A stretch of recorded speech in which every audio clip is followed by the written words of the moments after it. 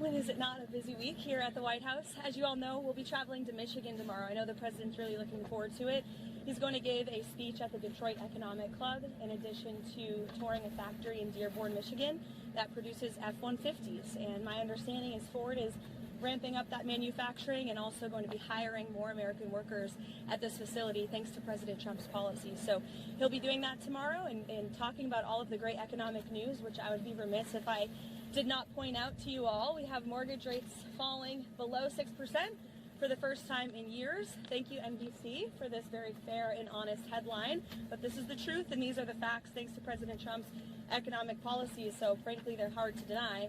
And then again, we have the Washington Examiner out this morning with gas prices. The national average has fallen to $2.79 per gallon for the first time in nearly 5 years. So these were two of the biggest pain points for the American people, as you all know, under the previous administration. Gas prices, mortgage rates, interest rates, all things that this administration is committed to seeing fall. In addition to prices, we know core inflation is at its lowest point as it has been in 5 years. And so these economic policies are really coming into fruition now that we're in 2026. And we'll be seeing more tax cuts into the pockets of the American people later this spring as well. So it's all good news on the economic front, and I know the president looks forward to talking about that tomorrow in Michigan. I'll take some of your questions today. Does the president think that the Fed chair should be in jail? Thank you so much, Caroline.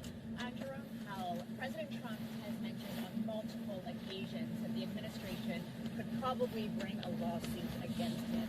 Did the president ever direct DOJ officials to open an investigation into Powell? No. And can you reassure the American public that his longstanding criticisms and public comments about Powell had nothing to do with the investigation? Look, the president has every right to criticize the Fed chair. He has a First Amendment right, just like all of you do. And one thing for sure, the president's made it quite clear, is Jerome Powell is bad at his job.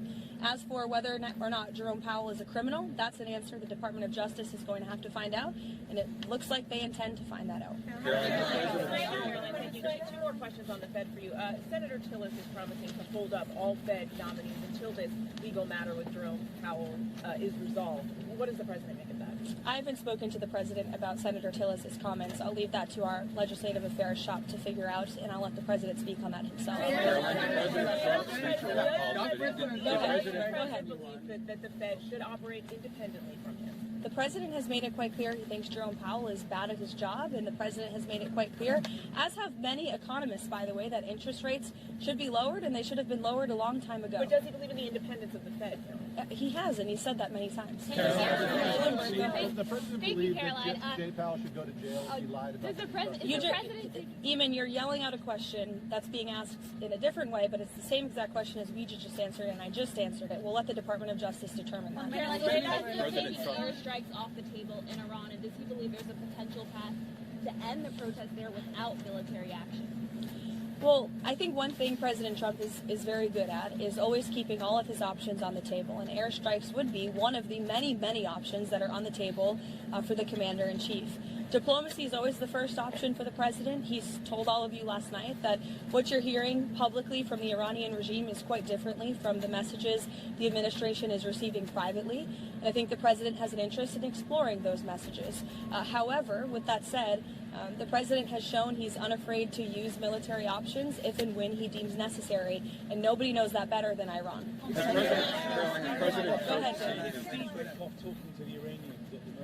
I understand that Steve Witkoff will continue to be a very important player in diplomacy with respect to Iran.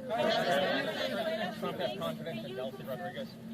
I think the last week has shown that the president made the right, realistic assessment of what needed to take place in Venezuela at this moment in time. And the interim authorities and Delcy Rodriguez and her team have been very cooperative with the United States and the president and his team, as evidenced by the massive energy deal that the president was able to cut with the interim authorities, their commitment to release Venezuelan political prisoners, which we also saw last week. So we've seen a great level of cooperation, and the president expects that to continue. Go ahead. Sorry. And how soon does he want to see elections in Venezuela? I think right now it's still too soon to say, and I don't want to set a deadline for the president. What's the meeting this morning with Marco Rubio about Venezuela? What can we see this week from Venezuela? More The president meets with the Secretary of State and National Security Advisor daily, sometimes multiple times a day, and so it was on a range of topics, as it always is. Does President Trump expect on Venezuela? What practical steps would the White House like to see the interim authorities stop Iran and Hezbollah from operating in the country? And have those authorities done anything on that yet? I think right now the main correspondence with the interim authorities is really focused on obviously ensuring stability and prosperity and continued cooperation with respect to energy.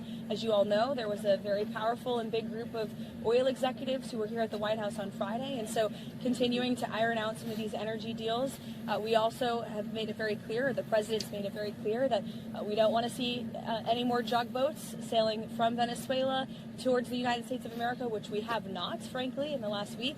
President's also made it very clear that only oil tankers that are approved by the United States of America will be flowing from Venezuela, and we will continue to seize ships that are stateless or that are not approved for commerce by the United States. Back to Iran, is the objective in these discussions with Iran still complete denuclearization, or what else is the president looking for as he, engages in these discussions? Well, he's made it quite clear he certainly doesn't want to see people being killed in the streets of Tehran, and unfortunately that's something we're seeing right now. Kelly. Caroline, has Whitcock spoken with Iranian officials? I'll get to you, don't worry. Has Whitcock spoken with Iranian officials today, and has President Trump spoken with Elon Musk about the internet situation there as well? I understand he has spoken to Elon about that, yes. He talked to all of you about that on the plane last night. What was your first question, Kelly? Has Whitcock spoken with Iranian officials today? Could you give any updates on those conversations? I haven't spoken with Mr. Whitcock today about that, but we can certainly get you an answer. Archbishop Coakley is here. President Yes, Trump is meeting with Archbishop Of great Coakley. interest to you, I'm sure. Absolutely, and they may be speaking as we're speaking. Can you give us a preview of what they'll be talking about, or will there be a readout as well after they're done of what they discuss? I can see if the president will provide you a readout. How's that? Yep, sounds good. And also, President Trump, has he seen the video put out by Jerome Powell on Sunday? And if so, what's his reaction? That video was put out after I was with the president when Air Force One landed last night, I believe. So I was no longer with him when that video came out. I don't know if he's seen it. Does the president have a deadline, a timeline? No, he has not set a timeline, but it's definitely a priority for him. She's asking about Greenland, and I think the president was very clear last night. He said that he wants to see the United States acquire Greenland because he feels that if we do not, then it will eventually be acquired or even perhaps hostily taken over by either China or Russia, which is not a good thing for the United States or for Europe or for Greenland as well. Let's not forget, it would not just be in the best interest of the United States, but perhaps it would be in the best interest of Greenland as well, to be part of the United States and protected by the United States. I can't even finish my answer. Everybody's screaming. Go ahead, Monica. What did the president mean the last night when he said that Iran has called to negotiate and that there may be a meeting that is set up? Mm-hmm. I mean, what else do you want me to explain by that? Called, and who would be a part of that? There was an official from the Iranian government, I believe it was reported earlier, that reached out to a member of the president's very close team, Special Envoy Whitcock, expressing a far different tone than what you're seeing publicly. Secretary Kristi Noem has been front and center in response to this ICE video. Is the president satisfied with her efforts there and all of her media interviews? Yes, 100%. President Trump and I actually spoke about this last night and how Secretary Noem is doing a phenomenal job, not just securing the border, which she and the president did together in record time, but also in defense of the brave men and women of ICE who put on a law enforcement uniform every single day to protect our communities and to protect all of you and every American, regardless if they are Democrat or Republican. ICE is doing a very important job to remove illegal alien criminals from our communities. And I think it's very striking that all weekend long, you had agitators and violent American citizens out in the streets of Minneapolis protesting. Protesting what exactly?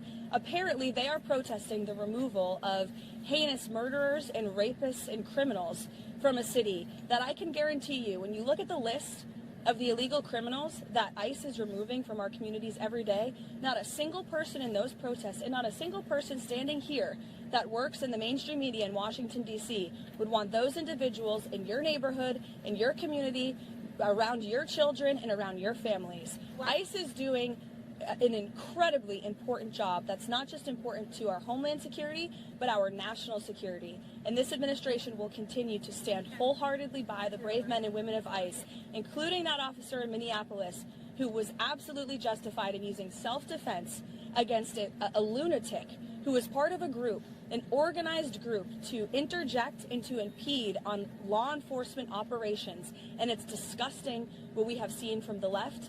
And I think that it just shows you where the modern-day Democrat Party stands today in protecting illegal alien pedophiles and rapists and murderers over law-abiding American citizens and our brave men and women who serve in law enforcement.